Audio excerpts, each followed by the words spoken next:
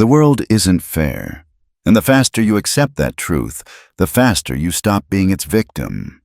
While you're sitting here listening, someone less intelligent than you is commanding more respect. Someone weaker than you is pulling more strings. Someone with fewer skills than you is living the life you want, not because they're better, but because they understand something most people ignore: the dark psychology of human nature. You've been programmed to follow rules that others quietly abandoned long ago. You've been conditioned to be nice, polite, and patient, while others are being coldly strategic. You've been taught to wait for respect, while others are out there taking it. The game has always been rigged, but not in the way you think. It's not about luck or destiny. It's rigged against those who cling to the illusion of fairness.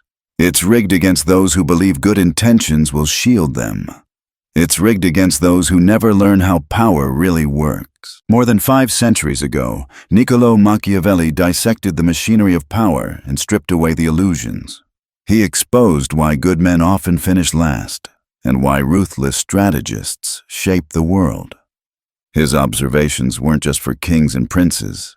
They were survival manuals for anyone who doesn't want to spend life being overlooked, ignored, or dominated. And today, I'm going to share with you 8 of those principles. Principles that will shift you from invisible to impossible to ignore, from being overlooked to being dangerously confident. But here's my warning.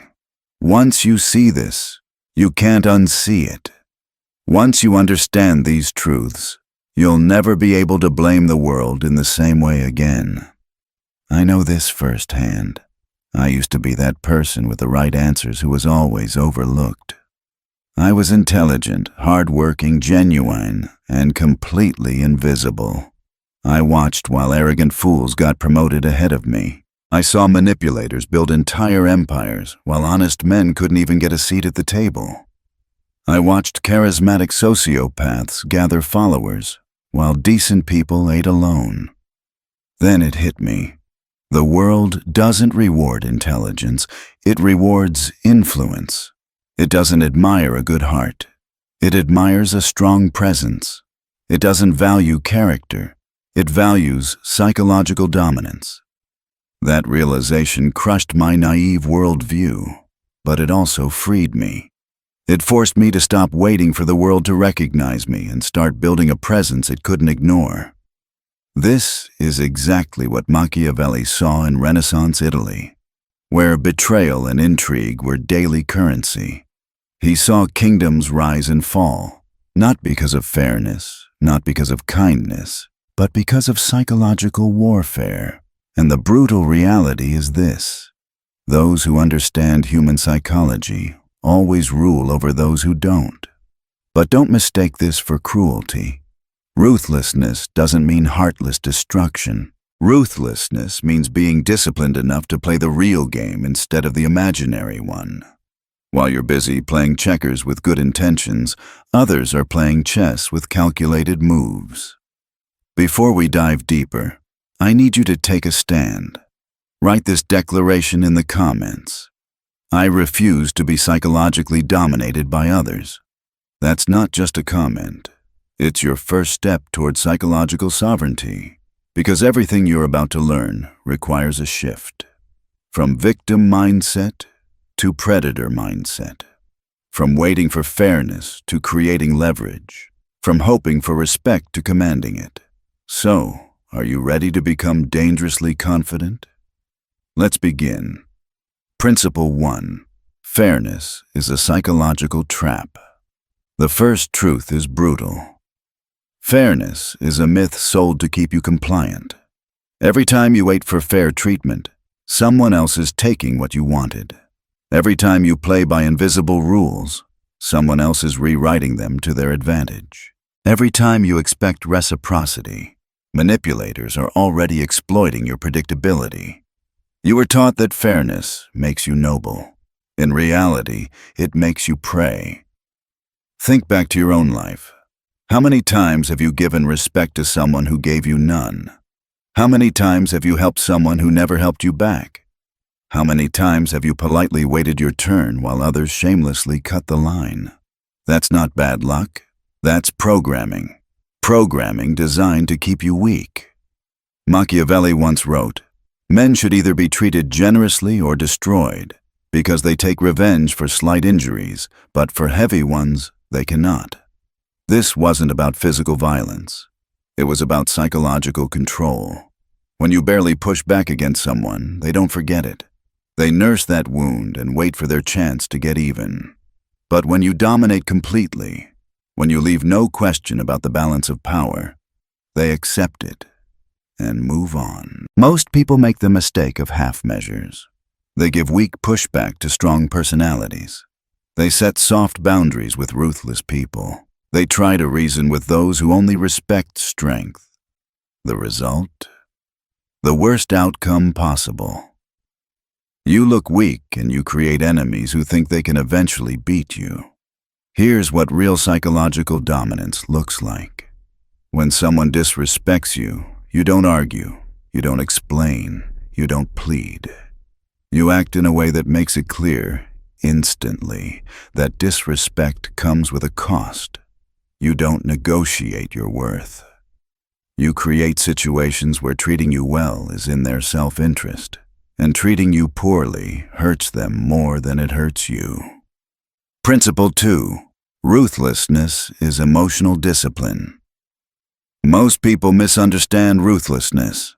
They imagine it means blowing up in anger, lashing out, or becoming cold-blooded in every situation. But true ruthlessness is nothing like that. Real ruthlessness isn't about losing control. It's about having total control. Ruthlessness is emotional discipline. It's being ice-cold inside when everyone else is boiling over. It's refusing to let emotions become your instructions. You feel them. Yes, you feel the sting of disrespect, the spark of anger, the wave of frustration, but you don't let those feelings decide your actions. This is where most people lose the game. They get triggered, and the moment someone can trigger you, they can control you. They know which buttons to press to make you explode, to make you defensive, to make you lose composure. That's not strength. That's weakness disguised as passion. Machiavelli understood this perfectly. He wrote, "Injuries should be inflicted all at once, for prolonged offenses cause greater harm." In other words, when you respond, do it with finality, not in endless arguments, not in emotional drama.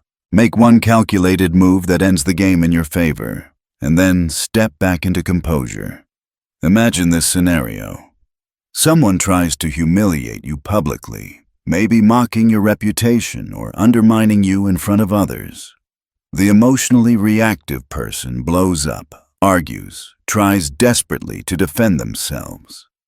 And in that moment, the attacker wins. Why? Because the attacker successfully pulled you into their frame. They controlled the narrative by making you defend instead of dominate. Now think of the ruthless person, the disciplined one. They don't scramble to defend their ego. They pause. They process. They ask, what response here damages their standing while elevating mine? Maybe that means ignoring the insult altogether, making it clear the attacker isn't even worth acknowledgement. Maybe it means delivering one cold factual correction that makes the attacker look like a fool. Maybe it means using the attack as fuel for a calm demonstration of superiority. The key is that their response is chosen, not triggered.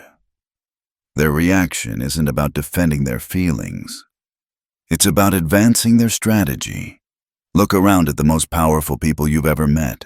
Do they scream in anger? Do they get sucked into petty arguments? Do they show every emotion on their face? No, they're calm. They're calculating. They keep their sovereignty intact. And because they can't be manipulated emotionally, others treat them with caution and respect. When you master this kind of emotional discipline, people sense it. They stop pressing your buttons because they realize the buttons don't work. They know you'll never give them the satisfaction of losing your composure. That, right there, is real power. Principle 3. Psychological dominance beats likability. This next principle will break one of your deepest mental habits, the need to be liked. We're taught from childhood that being likable is the key to success. Smile, agree, be nice, keep the peace. But here's the reality. Being liked makes you safe, predictable, and forgettable. Being respected makes you dangerous, powerful, and impossible to dismiss. When people like you, they take liberties. They test your boundaries because they assume you'll forgive them. They gamble with your feelings because they think you'll always let them back in. But when people respect you, everything changes. Respect makes them hesitate before crossing the line. Respect makes them measure their words before they speak. Respect forces them to treat you as someone they cannot afford to lose. Machiavelli was blunt about this. It is much safer to be feared than loved, if one must choose. That doesn't mean becoming a tyrant. It means building a reputation that commands respect, even when it makes others uncomfortable. Think about your social circle right now.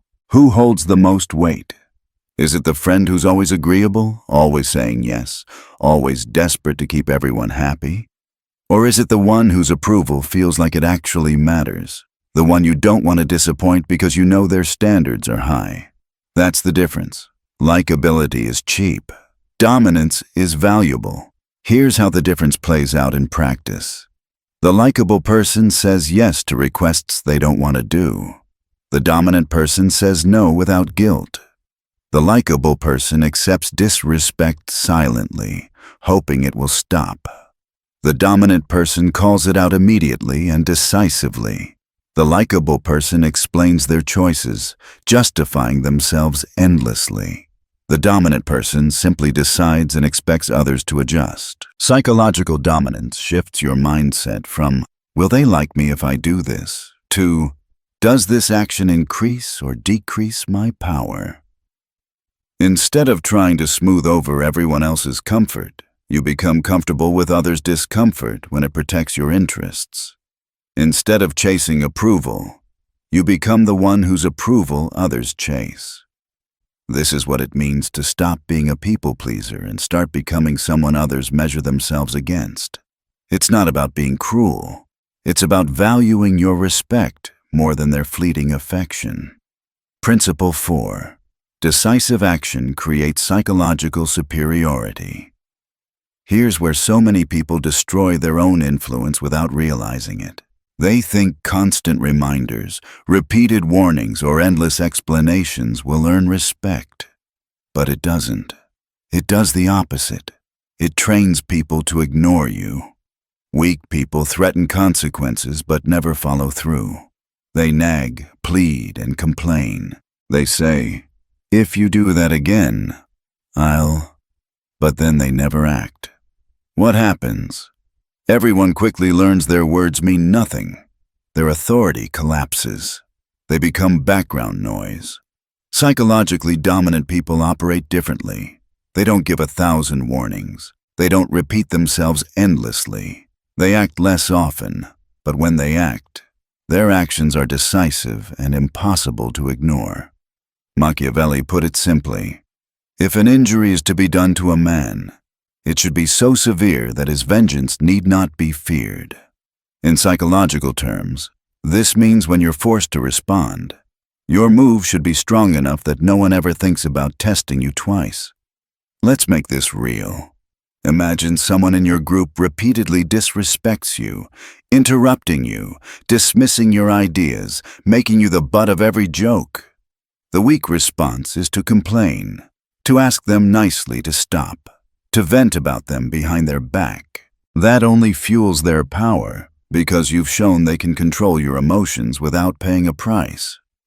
Now picture the dominant response. You don't whine. You don't repeat empty warnings. You wait, you watch, and then you respond once, calmly, decisively. Maybe you expose their behavior in front of everyone, flipping the embarrassment back onto them. Maybe you freeze them out of something valuable they want. Maybe you shift the group's attention in a way that undercuts their status. Whatever the move is, it's strong enough to make them, and everyone else, think twice before trying you again. That's the point. One decisive action outweighs 100 empty threats. This works everywhere. In friendships, in business, in leadership.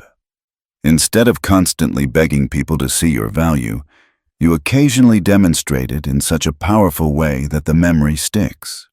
Instead of always being available, you sometimes disappear, and suddenly people realize how much they rely on you. Instead of endlessly debating your worth, you take an action that makes it undeniable.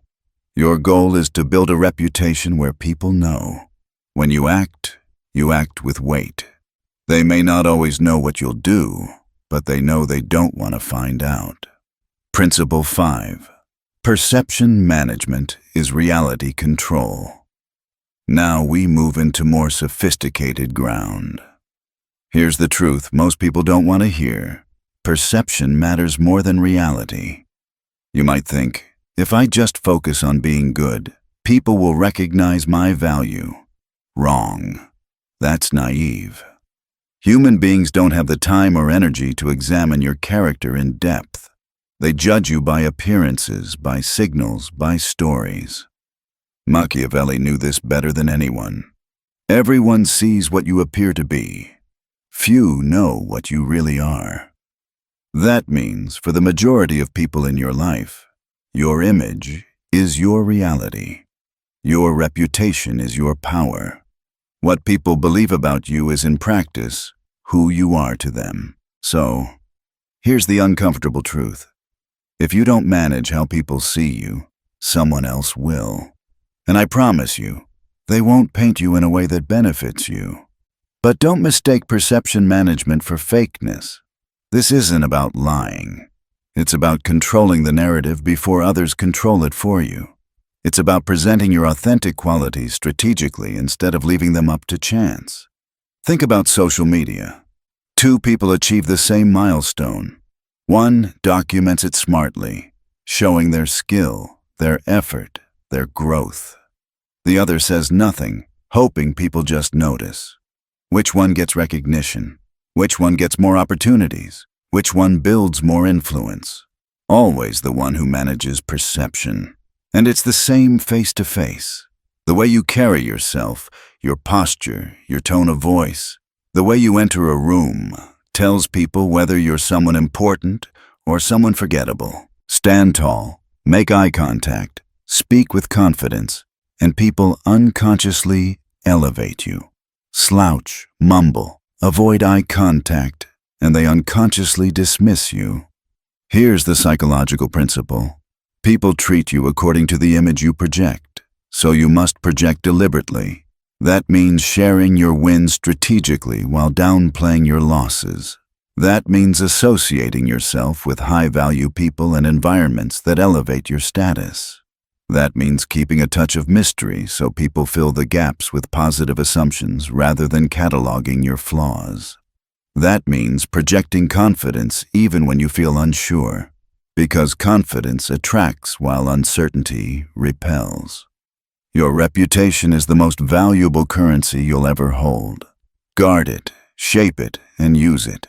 Because in the minds of most people, your reputation is who you are. And if you want influence, you cannot afford to leave that to chance. Principle 6. Narrative control is psychological warfare.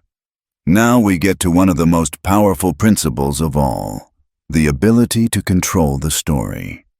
Because in human psychology, the story matters more than the facts. The same action can be seen in completely opposite ways depending on how it's framed. A bold move can look like leadership or arrogance. A refusal can look like discipline or selfishness. A display of strength can be seen as courage or aggression. The action doesn't change. The story surrounding it does. And here's the rule. The person who controls the narrative controls the meaning. Most people make the mistake of thinking only about what they do. They assume their actions will speak for themselves. But the truth is, actions only speak through the stories people attach to them. If you don't tell your story, someone else will, and you won't like their version. Machiavelli warned, men in general judge more from appearances than from reality. Why? Because people don't have the time to investigate deeply. They don't study your intentions. They absorb the story they hear first, or the one told most persuasively. So if you want power, you must master narrative warfare. That means anticipating how your moves will be interpreted and framing them in advance. If you make a tough decision, frame it as a principled choice, not a selfish one.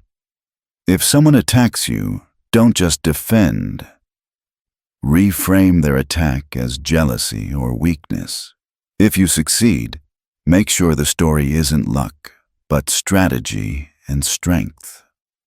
Here's a concrete example. Suppose you cut ties with a toxic friend who has been draining you. They might tell others you're selfish, that you abandoned them. If you stay silent, their narrative spreads.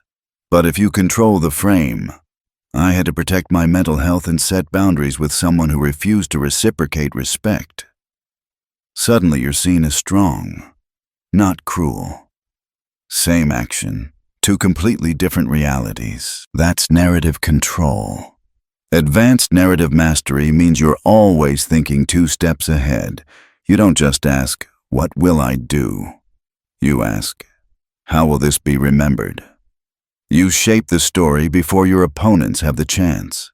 When you can control not only events, but the meaning of events, you stop playing defense and start shaping reality itself.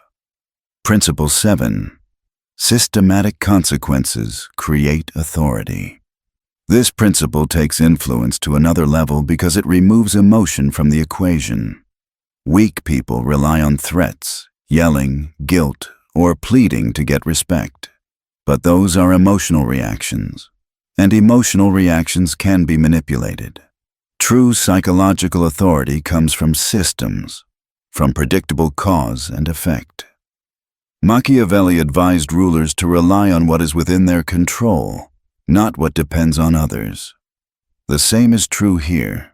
When your authority is based on personal moods, people can provoke you, negotiate with you, or work around you. But when your authority is built into systems, automatic consequences, people can't argue with it. Here's how it works in practice. Instead of getting angry when people waste your time, you simply stop being available to them. Instead of blowing up when someone abuses your generosity, you quietly redirect your efforts toward those who value them. Instead of begging people to treat you with respect, you create systems where respect grants them access, and disrespect quietly removes it. Think about friends who constantly flake on plans. The weak approach is to complain, nag, or guilt-trip them. The systematic approach is simple. I only plan things with people who confirm and show up. Anyone who doesn't stops getting invited. No threats, no drama. Just a natural system. Over time, people start learning the rules without you ever saying a word. Respect leads to more access. Disrespect leads to less. It's not personal, it's just the system. And that's the beauty of it. Systems enforce themselves. You don't have to keep defending your boundaries, because the consequences are already built in. People quickly realize if they want your time, your energy, your resources, they need to meet the standards. This creates a different kind of power. Not reactive, not emotional, not negotiable, but quiet, predictable authority that no one can manipulate. When you structure your life this way, you stop wasting energy fighting for respect. Respect becomes the default because the system enforces it for you. Principle 8. Silent dominance is the ultimate power. And finally, we reach the highest form of psychological power, silent dominance. Real power doesn't shout. It doesn't brag. It doesn't constantly remind people how powerful it is. That's insecurity disguised as strength. True power is quiet. It's felt, not announced. It's the kind of presence where people sense your influence without you having to say a word. The most dangerous person in the room is often the quiet one, the observer, the one calculating while others are performing, the one positioning while others are posturing. Machiavelli described this duality perfectly. The lion cannot protect himself from traps, and the fox cannot defend himself from wolves. One must be a fox to recognize traps and a lion to frighten wolves. Silent dominance means being both.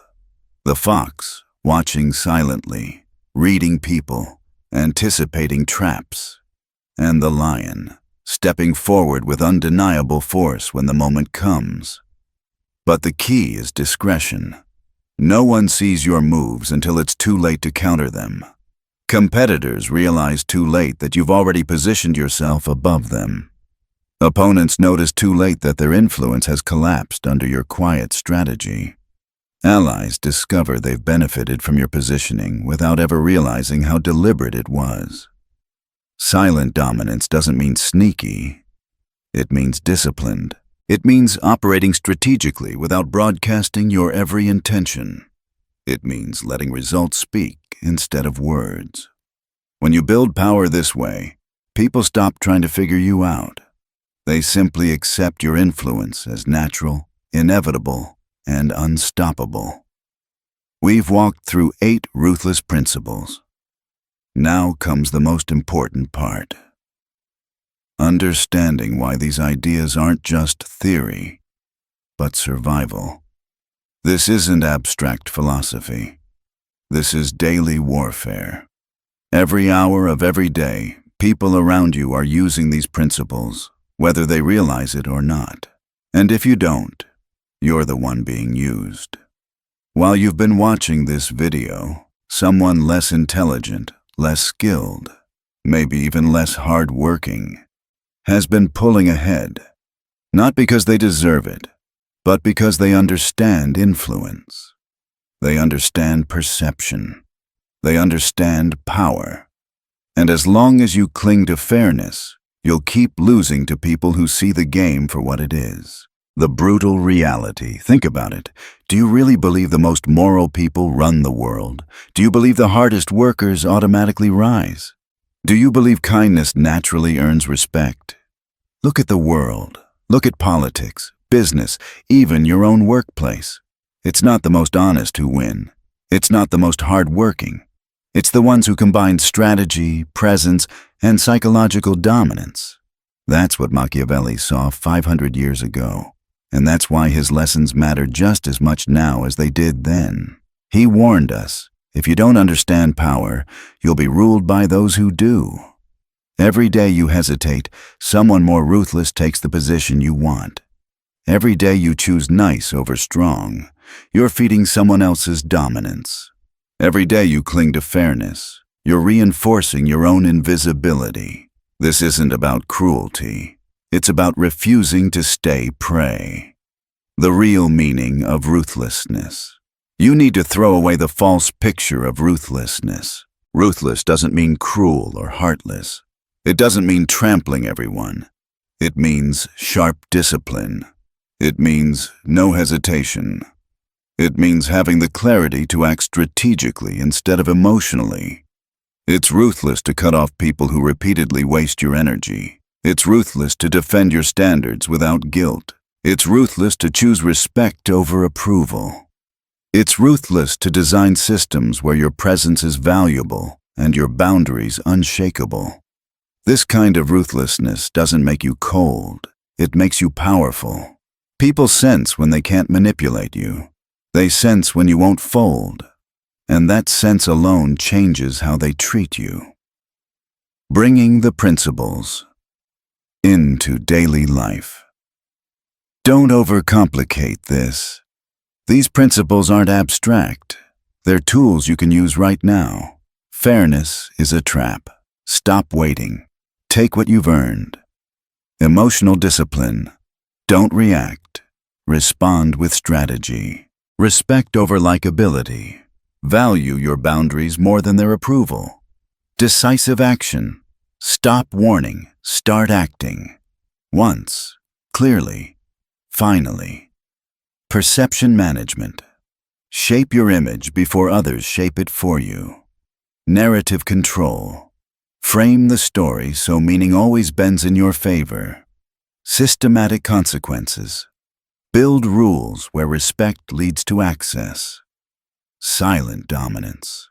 Show power through results, not declarations. Apply these in your work, your relationships, your social circles. The more you use them, the more you'll notice people shifting. Suddenly, you're not the one chasing validation. They're the ones chasing yours.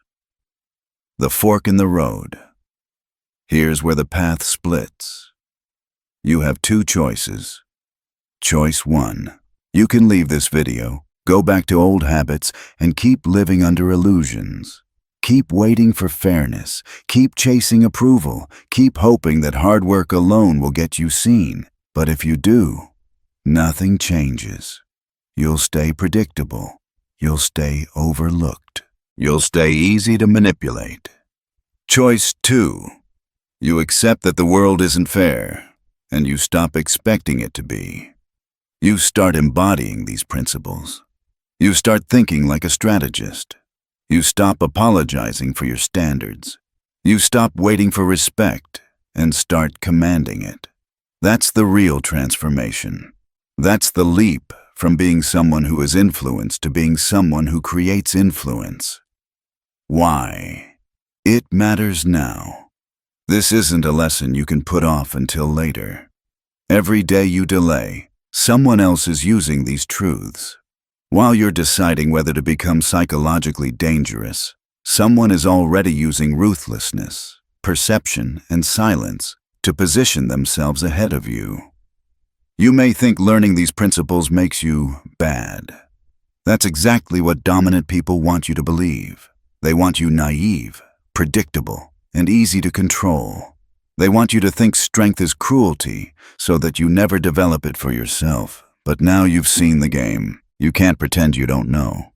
And once you see the game, you only have two options: play it or be played. The commitment. If you're ready to stop being invisible, then prove it. Declare it now. I refuse to be psychologically dominated by others. That's more than a comment. It's a line in the sand. It's you taking back sovereignty over your mind and your presence. Like this video, if you're done waiting, share it with someone who needs to wake up from the lie of fairness. Subscribe, because these 8 principles are just the foundation. What comes next will sharpen you even further into someone untouchable, someone magnetic, someone impossible to ignore. The final word. Understand this. The world doesn't reward those who hope. It rewards those who act.